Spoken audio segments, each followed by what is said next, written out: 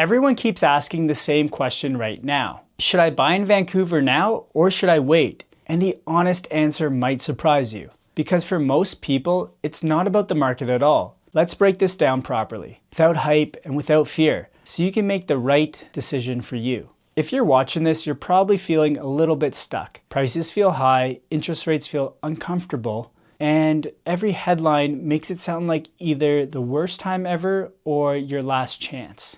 So here's the truth. There's no universal right time to buy in Vancouver, but there is a right decision based on your situation. So in this video, I'm going to walk you through what's actually happening in the Vancouver market, the strongest case for buying now, the strongest case for waiting, and a simple framework to decide what makes sense for you. By the end, you'll have clarity, not noise. Let's start with the market itself. No opinions, just the reality of it. Vancouver prices haven't collapsed, but they also haven't taken off to the moon either. What we've seen is a choppy sideways movement depending on the property type. Well-priced, well-located homes, well, they're still selling. Overpriced listings, you're going to see those sit for sometimes months at a time, or even not sell. Inventory has improved compared to the ultra tight years, which means buyers finally have choice again. And interest rates, while higher than a few years ago, have stabilized compared to the chaos we saw earlier. So we're totally not in a frenzy, but we're also not in a fire sale type of market. We're in a selective market. Now let's ground this with real numbers, because the question comes up all the time. Is it cheaper to rent or to buy? So let's compare a very realistic Vancouver scenario. Let's say you're looking at $600,000 condo, typically a 1-bedroom, 1-bathroom in our market. You put 20% down, that's $120,000. Your mortgage is around $480,000. Your interest rate, let's say 4%. Amortization, 30 years. Your rough monthly mortgage payment comes out to about $2,300. Now, let's layer in strata fees. Let's call it $400 to be safe. Your property taxes are about $200 a month. So all in ownership cost is roughly around $2,900 per month. Now, let's compare that if we're renting. That same condo today might rent for around $2,800 per month. So on a pure monthly basis, they're pretty close, with renting being a little bit cheaper. Here's the key difference. When you rent at $2,800, that money is gone, 100% an expense. When you own at $2,900 a month, a portion of that payment is going towards your principal down payment. A portion is going to your principal, which means you're slowly converting monthly payments into equity. In the early years, yes, more goes to interest.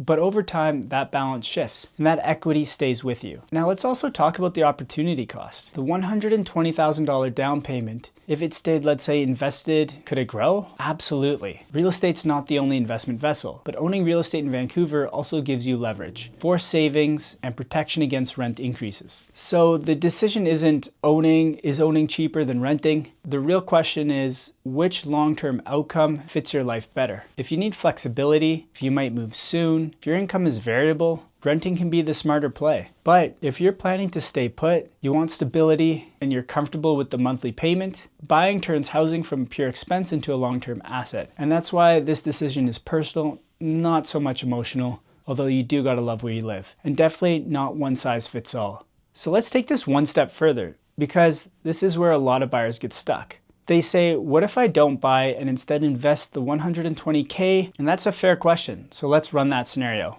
Let's say you take that $120,000 and you invest it into the S&P 500. Pretty steady, consistent returns. Over the long term, a reasonable assumption is about 7% annually before inflation.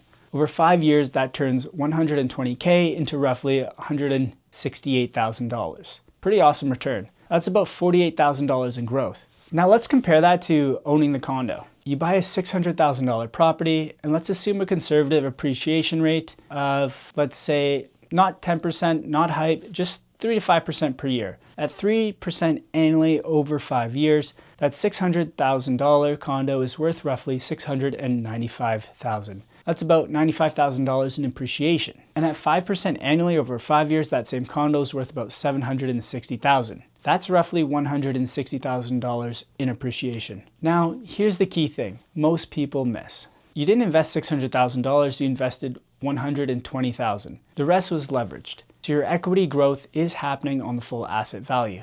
not just the cash you put in like in stocks. And that's the power of real estate. Now, does that mean real estate always beats stocks? Definitely not the case. No. Markets move differently, and what location you buy in can outperform others. Stocks are more liquid, real estate is more stable, but this is where the decision isn't just where do I get the highest return, what fits my risk tolerance, what fits my lifestyle, and what helps me sleep at night. Some people prefer flexibility and liquidity, others prefer tangible assets and leverage, and neither is wrong. The mistake is pretending this is a math problem only. It's truly a life decision with financial consequences. Now let's talk about why buying now might actually make sense for the right person. First, there's less competition in the market we're in right now. When rates are high and headlines are negative, a lot of buyers sit on the sidelines. That means fewer bidding wars and more negotiating power. Second, price flexibility. In today's market, you're more likely to negotiate price, terms, dates that work for you, or get seller concessions. That was almost impossible during the peak markets. And third, you can refinance later. A lot of buyers fixate on today's interest rate, but forget that rates do change. You can't renegotiate the purchase price later, you can renegotiate the mortgage. And fourth, time in the market beats trying to time the market. And in Vancouver, long-term ownership has historically rewarded patience, not perfection. Waiting for the perfect moment often means watching prices move faster than expected, or missing the type of home you actually wanted. Now, do I think we're going to see a surge in prices over the next year? Probably not. I think it's going to be a steady market. And the question becomes less about next year and more about the next 5 to 10 years. Now let's flip the coin, because waiting can absolutely be the smarter decision in some cases. First, cash flow pressure.